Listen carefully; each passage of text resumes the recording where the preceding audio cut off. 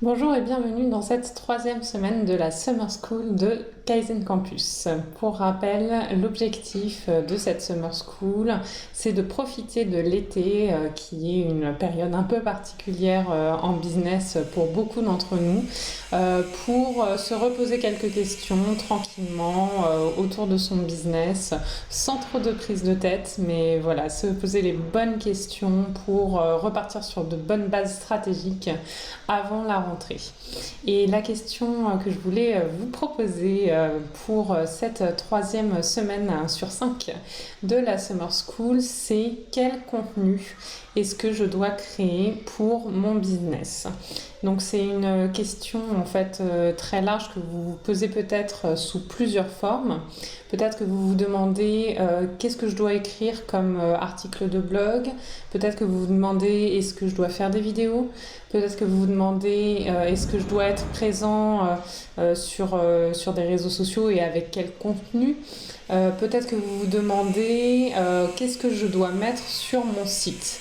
Donc toutes ces questions en fait pour moi sont des sous-questions entre guillemets de ce grand questionnement principal, quel contenu est-ce que je dois créer pour mon activité.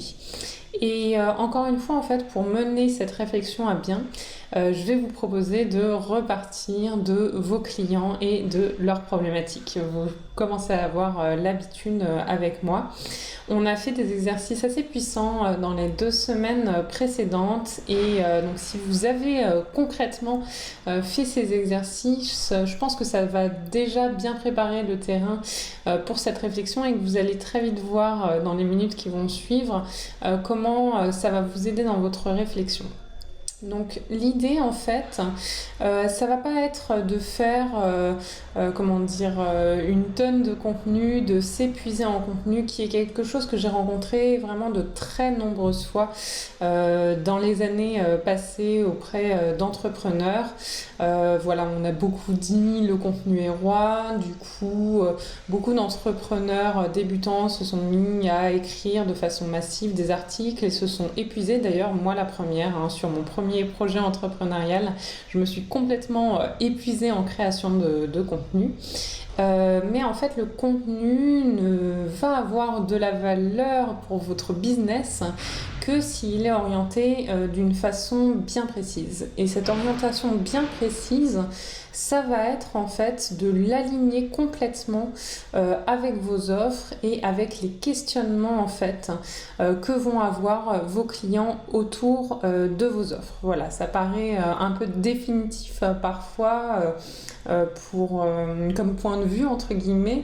Peut-être que parmi vous, il y en a qui sont très friands en fait de la création de contenu et qui se disent ah bah oui mais moi j'ai envie de créer du contenu qui est décorrélé. Alors attention, ça ne veut pas dire que je vais vous encourager à créer que du contenu axé vente, bien au contraire, mais vraiment créer en fait un contenu qui intentionnellement va répondre à des questions que se posent vos clients potentiels et ce qui va les aider en fait sur leur cheminement de réflexion et ce qui va naturellement les rapprocher de votre offre. Donc la question à se poser, vous avez bien compris l'idée, ça va être de se dire ok, quelle est la problématique de mon client potentiel ?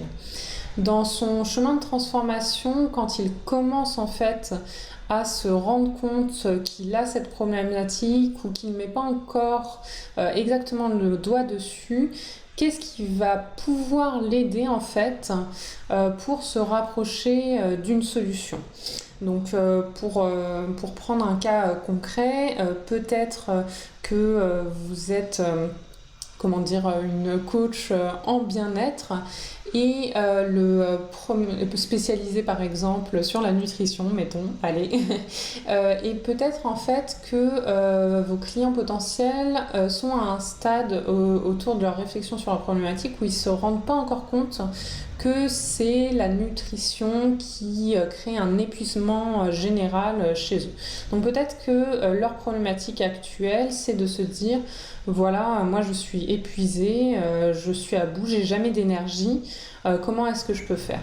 Et du coup, l'idée de votre contenu, ça va être de démontrer que cet épuisement a un lien avec la nutrition et que dans un second temps, la nutrition, c'est votre expertise et que vous allez pouvoir les aider par ce biais. Donc ça va être très progressif, évidemment, ça ne va pas se faire en un contenu. C'est toute une construction, mais vous pouvez vraiment intentionnellement construire votre stratégie éditoriale autour de cette transformation client qui va s'opérer, donc la transformation depuis la personne qui se rend compte qu'elle a une problématique jusqu'à la personne qui devient cliente de vos offres. Un autre axe de réflexion que vous allez pouvoir prendre, c'est en vous rapprochant en fait du fait que la personne commence à être sensibilisée à vos offres ou peut-être est déjà bien plus consciente de sa problématique et à la recherche d'une solution. Ça va être de se dire comment est-ce que je peux le rassurer sur le fait que je suis la bonne personne pour l'aider, comment est-ce que je peux le rassurer sur le fait que mes offres sont les solutions dont il a besoin. Et là, ça va ouvrir tout un tas de perspectives pour vous. Et la première d'entre elles dont je voudrais parler avec insistance, c'est que potentiellement, vous n'avez pas besoin d'un blog, vous n'avez pas besoin d'une chaîne YouTube au début en termes de création de contenu pour convertir vos clients, vos prospects en clients, bien au contraire en fait. Au début, vous pouvez avoir besoin juste d'un certain nombre de preuves, peut-être juste de l'équivalent d'une plaquette commerciale, donc peut-être un portfolio en ligne, pour convaincre vos clients potentiels. Vous avez peut-être même besoin de moins que ça en fait, peut-être que juste un matériel à ramener dans une conversation est suffisant en fait. Un certain nombre de points à garder en tête, à souligner dans une conversation avec vos prospects et peut être suffisant en fait au début pour les convaincre de vous embaucher et de faire confiance à vos offres. Donc tout ça pour vous dire que en termes de contenu, vous allez le penser autour de vos offres. Donc est-ce que vous avez besoin d'un portfolio? Est-ce que vous avez besoin d'études de cas un peu plus poussées? Est-ce que vous avez besoin de témoignages? Si vous avez besoin de vidéos, de quel type de vidéos, etc. Donc essayez d'orienter tout ça dans ce sens-là. Je prends un dernier exemple vraiment pour être sûr de clarifier au maximum cette idée. Une erreur que j'ai beaucoup vue faite chez les entrepreneurs débutants, ça va être de partager par le biais de leur contenu, donc beaucoup par exemple par le biais d'articles ou par le biais de vidéos, partager leur expertise de façon un peu brute de décoffrage, entre guillemets, partager un savoir qu'ils ont. Et en fait, ça, c'est vraiment à prendre avec des pincettes parce que peut-être que pour votre type de clientèle, ce partage de savoir va leur passer au-dessus de la tête, entre guillemets. Dans mon cas, avec les sites web, une grosse partie de ma clientèle n'est pas du tout intéressée par la technique. Donc si je fais une démonstration entre guillemets de mon expertise technique, par exemple par le biais d'un tutoriel un peu complexe, etc., en fait ça va complètement passer au-dessus de la tête de ma clientèle, ça ne va pas du tout les intéresser. Alors que si mes offres avaient été orientées vers le fait de former par exemple d'autres développeurs, là un article très technique, très poussé aurait été tout à fait pertinent. Ou si mon but avait été de former mes clients en fait à créer leur site eux-mêmes, quelque chose qui démontre mon expertise technique, même s'ils ne sont pas encore au niveau en fait de suivre ce genre de tutoriel, ça peut tout à fait faire mouche, ça peut les rassurer. Donc voilà, vraiment la question à se poser, ça va être est-ce que ce contenu va être pertinent pour rassurer mes clients potentiels sur le fait que je suis la bonne personne pour les aider ou sur le fait que les offres vont être les bonnes offres. Est-ce que cette idée de contenu que j'ai va être quelque chose qui va rapprocher mon prospect sur son cheminement en fait vers mes offres, vers la solution que j'ai à lui proposer. Voilà, j'espère que cette façon de voir les choses vous éclaire un peu dans votre réflexion autour de votre contenu. L'idée, ça va vraiment être pour vous, enfin c'est mon conseil en tout cas, de créer avec intention ce contenu, créer un contenu qui va avoir un impact de par son intention.